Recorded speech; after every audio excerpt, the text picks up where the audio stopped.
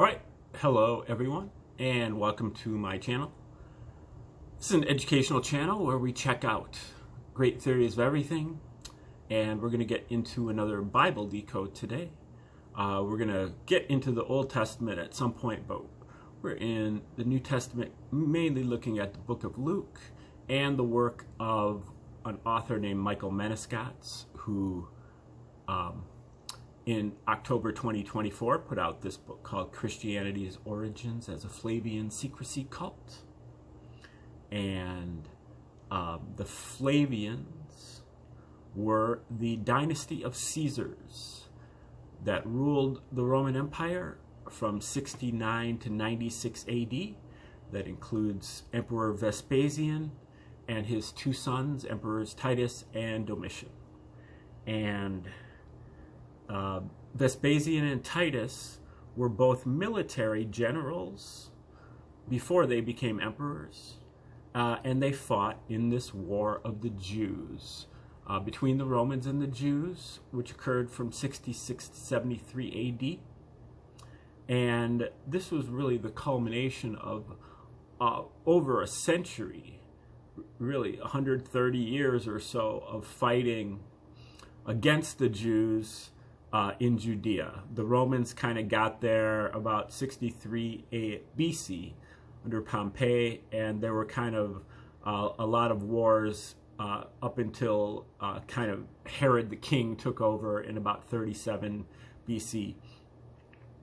And then the Romans had to deal with constant uprisings, revolutions, insurrections from the Jews, more so than any other people that they governed. And it was a problem of resources. I mean, the Romans didn't have any problem, killing Jews, but they had to employ a lot of resources to govern them. And because the Jews had this separatist religion, they believed in that they were the chosen people, and they had a monotheistic, jealous and zealous God who insisted that they carry out a bunch of idiosyncratic rituals, Passover lamb rituals, and other animal sacrifices, along with circumcision and strictures against graven images. And these things all kind of rubbed the Romans the wrong way. The Romans were just trying to assimilate everybody into their empire, and the Jews were just difficult to deal with. And then, so after 130 years of this, it culminates in this war of the Jews from 66 to 73 AD. Titus and Vespasian both were injured in the war, and they came to Rome, and they decided to exercise some psychological warfare on the Jews. The Jews were, at this time, throughout the first century, they were waiting for a Messiah. There were many candidates for Messiah that had come and gone in the first century. But during this war, there were really three Jewish zealots that kind of fit the mold of the Messiah: Eleazar, Simon, and John. And because the Messiah that the Jews were waiting for was a military commander who would help them kick the Romans out of Judea. And that's really what they did in 66 AD. But of course, the Romans came back. Emperor Nero sent in General Vespasian to quell the revolt, and the Romans, lay siege on Jerusalem, and it got ugly.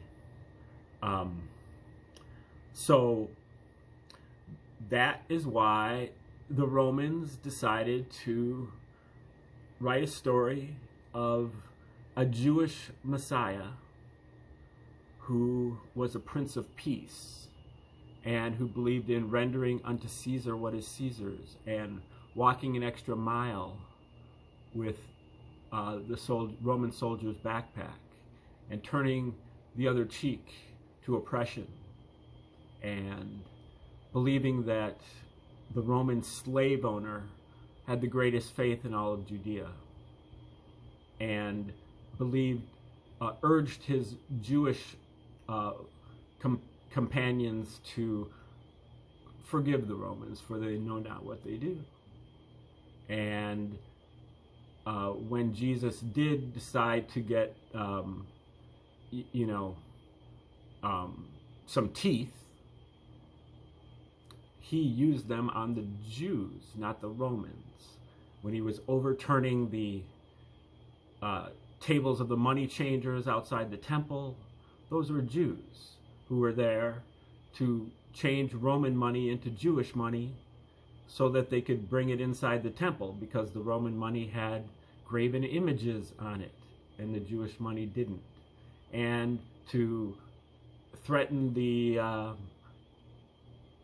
people outside the temple selling doves and pigeons and other animals for sacrifice. So when Jesus is, asserting himself, he's asserting himself against the Jews and against the Jewish rituals. And you can see this on and on as the Gospels go on, and especially in the Pauline epistles, where they pretty much get rid of one after another of the Jewish rituals. So that is basically exactly what Jesus was designed for by the Romans. This fit not only the Romans' motive, but it fit their MO. They had created a number of different religions in the first century as psychological warfare. Another one against the Jews that resulted in rabbinical Judaism that was pitched more at the Pharisaic Jews as opposed to the Zealot Jews. And the Romans had a monopoly on censorship. Nothing is going out to the public unless it pleases Caesar. And they had a monopoly on publishing, having thousands of slave scribes to write these things over and over and over again. And they had a monopoly on the distribution. They had the only postal service in the Roman Empire. And so Paul's books are not going to the church in Thessalonica or Rome or Ephesus or anywhere, Philippi or anywhere, without the approval of the Romans. So that's how that works. And, the Gospels are originally written in Greek, which is much more of a language of Romans than it is of Jews. Jesus and his followers, had they existed, would have been speaking Aramaic and probably not speaking Greek at all, much less writing it. Now, Greek was used in Judea by the elite, so possibly there might have been a trace of Greek going on in Palestine, but very little. The fact that it is in Greek makes it much more likely that it's from the Romans and not the Jews. Now, where Michael Menescatz comes in, so the way that the Romans did this is that the Romans wrote the Gospels and they backdated it by 40 years. So they were writing it about early 70s AD, and they set Jesus' ministry from 30 to 33 AD. And then they also wrote this book called War of the Jews, or Jewish War, a history in 7 volumes of this war. And they wrote it under the pseudonym of Josephus. And even according to Josephus's autobiography, he was writing from Rome, from Caesar's palace, for his entire career. his writing career. He was the court historian of Emperor Vespasian, and he was an adopted family member of Vespasian. He's known as Flavius Josephus. I think it's much more likely that he did not exist and that he was just a pseudonym of some other Roman intellectuals that were living there at the court of the Caesars. And probably this guy named Arrius Piso, who doesn't really even show up in history unless you can decode all of his pseudonyms. But he was probably the most prolific author in the history of the world. And I believe he wrote the Gospels along with a number of other books of the Bible, and the rest of his family, the New Testament, the rest of his family wrote the epistles, that was mainly Pliny the Younger, and his sons and grandsons wrote all the way up to Hebrews and Revelation way in the 130s AD. And Piso also wrote the Apocrypha, and he wrote the Church Fathers, and he wrote a few books of the Old Testament, including Isaiah after chapter 54, and Esther, Daniel. I think Daniel is just some additions that came into the Septuagint, who he also commissioned, even though it's claimed that the Septuagint was written much earlier, a couple centuries earlier. That is the Greek translation of the Hebrew Bible, or the Old Testament. And also the book of Job is supposed to be attributed to Arrius Piso. This information really comes from two authors, Roman Piso, who claims to be a distant relative, and Abelard Reuchlin, who was a Jew, who wrote the true authorship of the New Testament. And they both came up with this by very closely following the shell game of names that the Roman intellectuals used in the letters that they wrote from one to another. And especially Pliny, Tacitus, and Arrius Piso, who went by a number of pseudonyms. They all wrote letters to each other, and if you decipher them correctly in their original languages, which are Latin, Greek, then you can figure out who was who. And so that's what they both did, and independently arrived at Arrius Piso. But what Menescats does is he takes the work of Josephus, Jewish War, and he compares it with the book of Luke in particular, looking for parallels between. So a lot of the parallels will have to do with the 3-year ministry of Jesus in the early 30s, matching up with the 3-year military campaign of Titus in the early 70s.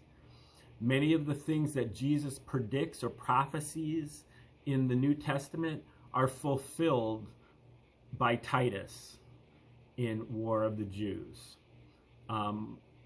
And the place where Jesus makes the prophecy is the exact same place where Titus fulfills the prophecy. And the date that Jesus makes the prophecy is 40 years to the day from the time that Titus fulfills the prophecy. So even if you do believe in the New Testament, it means that Titus is the second coming of Jesus. And you can put your book of Revelation down, because the second coming has already occurred almost 2,000 years ago, right there in the history of Josephus. But I would choose to, believe that both the New Testament and Josephus were frauds, fictions, and that throws a major wrench in all of our chronology of the first century, because they are really the only sources that we have for the first century. But nonetheless, If you read them, both of them are filled with so much supernatural stuff that you just really can't believe it, especially in Josephus, because Josephus is supposed to be a history. But he talks about the sabbatical river or the Sabbatean river that doesn't flow on Sundays, or stuff like that. I don't know how Western scholars have looked at that and taken it seriously. Anyway, what Menescats does is he looks for the parallels, and he finds a number of different themes of the parallels, and he finds 250 parallels between Jewish war and just the book of Luke, over 10 per chapter. And then he not only does he find 250, but he plots them out on a chart with the book of Luke on the vertical axis and the Jewish war on the horizontal axis. When he plots all the points at their corresponding locations in those two books, he gets 5 near-perfect Latin letters, A, P, T, V, S. Arius, Piso, Titus, Vespasian, S. Which means that not only did the Romans write the New Testament, but they literally signed their names or signed their initials to it. Okay, so we're going to look at a set of parallels he's been going over here for a few days, which is the parallels between Jesus in Luke and Josephus as a character in his history. So he's the writer of the history, but he's also a character in the history. He claims that he was one of the Jewish generals in the war, and then he surrendered to Vespasian and defected to the Romans, was adopted by Vespasian into his family, became the court historian, got a townhouse at Caesar's palace, and became known as Flavius Josephus. So this is more stuff that's very, very difficult to believe. So just like Jesus in Luke, Jewish war describes how Josephus's activities on Lake Galilee include all of the following. So these are parallels between Jesus and Josephus. This is what happens to Josephus on the Sea of Galilee. Him being described in one of multiple boats on Lake Galilee, that in the boat he was with a man called Simon. The people on the shore only saw the boats. Some of the boats had come from Tiberias. The people in the boats motioned for others to join them. The boats were positioned a suitable distance from the shore. At least one of the boats contained 4 people. That he, in at least one sense, instructed people from the boat. A huge catch was made that implicitly made the boat sink lower in the water. His men became catchers of men. A betrayal is described. A man was ready to throw himself out of a boat. The hand of the betrayer was placed on a hard surface. On the Sabbath day, one hand was spared destruction. They were angry and wanted them to depart their coasts. Okay, let's see how exactly this comes about. In the Gospels, these events are found in several passages as follows. Luke 5, chapter 5, verses 1 through 10. Jesus stood by the lake of Galilee and saw 2 boats standing by the lake, but the fishermen were gone out of them. All boats were not full with people, therefore, and were washing their nets. He entered one of Simon's boats and asked him to thrust out a little from the land. He sat down and instructed the people not of the boat. They beckoned to their partners in the other boat to help. And then they enclosed a great multitude of fishes, and their net broke. And they beckoned help them until the boats began to sink. When Simon Peter saw it, he fell down at Jesus' knees, and he said, "Depart from me, for I am a sinful man, O Lord. for they were astonished at the amount of fishes taken. And so was also James and John with Simon. And Jesus said to Simon, "Fear not, from henceforth you shall catch men." He adds in a little from John 6:21. They received Jesus into the boat, and it was immediately in their destination, or at their destination. But the people on the shore saw only the boats with the disciples. How was it that other boats came from Tiberias?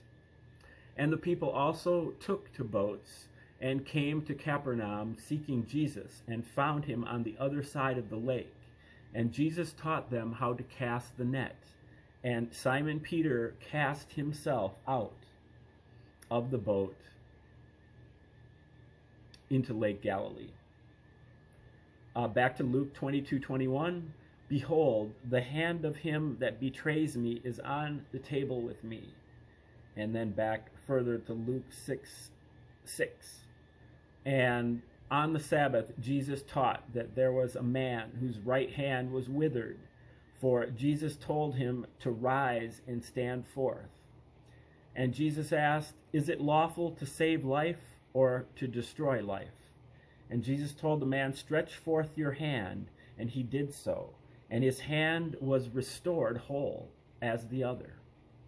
And they were angry and discussed what they might do to Jesus." That being the Pharisees.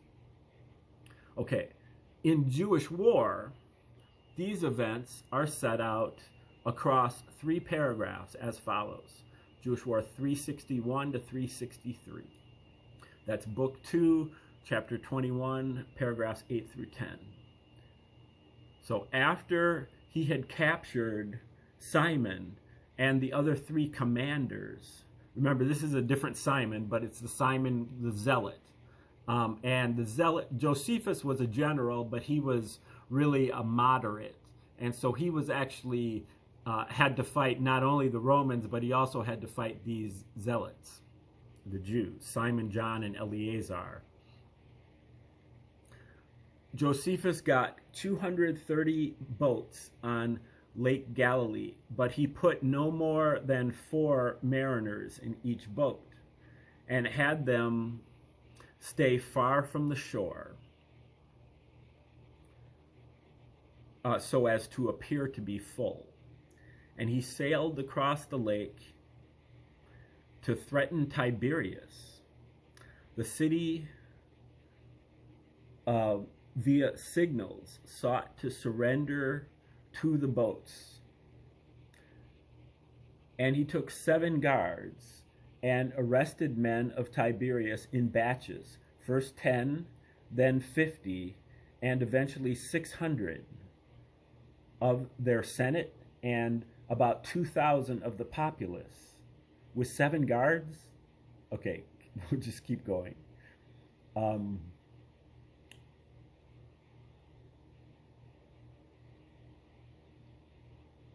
And then the boats left Tiberias to return to Terachate. Now, the citizens declared that the uprising, in a sense, the betrayal of Josephus, I think they skipped a word here. So Josephus tried to send Levius to cut his hands off, although he was afraid to go. Cletus was also too terrified to come forward. And Josephus was at such passion, in such passion, he was ready to leap out of the boat to punish John himself. And once the 2,000 men had been taken, the people blamed Cletus for the revolt against Josephus, asking him to spend his anger on him. But Josephus wanted to slay nobody. So he planned to cut off both Cletus's hands. But Josephus agreed that if Cletus cut one hand off himself, he would only need to lose one hand. So Cletus cut his left hand off with his own sword. And in that way, Josephus saved Cletus's right hand from being lost. Just like Jesus saved this other guy's hand from being lost. Okay.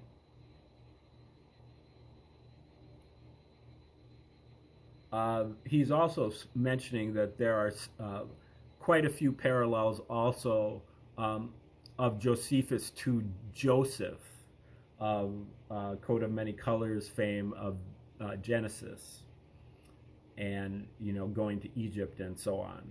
I don't think Josephus ever does go to Egypt though, but Josephus in Jewish War parodies Jesus rather than both stories only parodying Genesis. This is not of critical importance here, so I will not devote time to it. Okay, now let's turn the page and see where we go from here. Okay, now all those parallels, I mean, it's worth a few dots, but it wasn't like a very powerful set of parallels like some of these have been. There have been quite a few weak ones. That's not, it's definitely a parallel. But how many, I don't know. Maybe a few. In summary, Josephus's life story is an extraordinarily detailed parody of the book of Luke. And it was written this way to help construct a message that would be revealed when the locations of the noteworthy parallels were plotted. But an interesting aspect of the final parallel listed above is that it parodies Titus's naval battle on Lake Galilee, where the boat sank and he made his men become fishers of men. So that's what I was talking about earlier with the parallels. Jesus meets Simon and Andrew, his first disciples, on the fishing boat, and he says, "Come with me, I will make you fishers of men."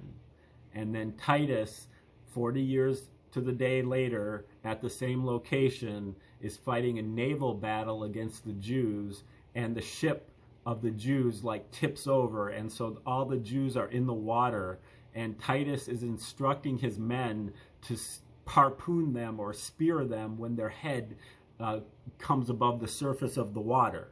So Titus is literally instructing his men to become fishers of men. Which you could say maybe that's a coincidence, except that it's occurring at the same location exactly 40 years to the day later. Okay, so it parodies Titus's naval battle on Lake Galilee, where the boat sank and he made his men become fishers of men. In Luke, which itself was parodying the story of Titus on Lake Galilee in Jewish War. And right, the parallels go both ways. Sometimes Jesus is parodying Josephus, and sometimes Josephus is parodying the Gospels. The circular nature of this, Jewish War parodying a part of Luke that in turn is a parody of a different section of Jewish War, was quite deliberate. Indeed, this occurs on an even bigger scale. Josephus' story in Jewish War is almost entirely a parody of Jesus' story, which itself is almost entirely a parody of Titus' story in Jewish War. But why? To me, it is clear that the author intentionally included such circular references, knowing it could be used to show the two documents were written as a single literary project, so that Jesus' story could later be demonstrated to be the invention of the Roman government, in order that once the followers were truly hooked on worshiping Titus, they could be converted into being pure Flavian emperor worshippers. That's what Menescott means when he's talking about the Flavian secrecy cult. So you start out in the cult, and there are many cults like this. I mean, the Masons, there are different levels of initiation. It's like that, but there's only really 4 levels. The Mithraites had this kind of a step step-by-step initiation also. But for Menescat's, he's proposing that first you start out as believing that Jesus is some kind of hero, and then gradually you recognize that Jesus is the Savior or Messiah. And then you recognize that Titus is actually the second coming of Jesus. And then you realize that Jesus is fiction, and so that Titus is the only God. So you become a pure emperor worshiper of the Flavians. So now he plots all of those points. Now what's interesting is that all of those points were from paragraphs 361, 362, and 363. So they all form the T. The vertical line of the T is because he's plotting about 10 different parallels there. He actually listed 15 different parallels. I would say that's kind of, I wouldn't give that 15 parallels, but you know, I'd give it 6 or 7 or something. But regardless, that fills in some of, but not all of the T. So this chart shows our progress again, and you can see the overall chart on the thumbnail for this video. The chart shows our progress again. These latest groups of parallels are aligned to establish a vertical row of dots down the middle of the chart, with the result that most of the T of the AP-TVS pattern is now visible. Why do historians seem to have as much faith in Josephus's historicity as Christians do in Jesus?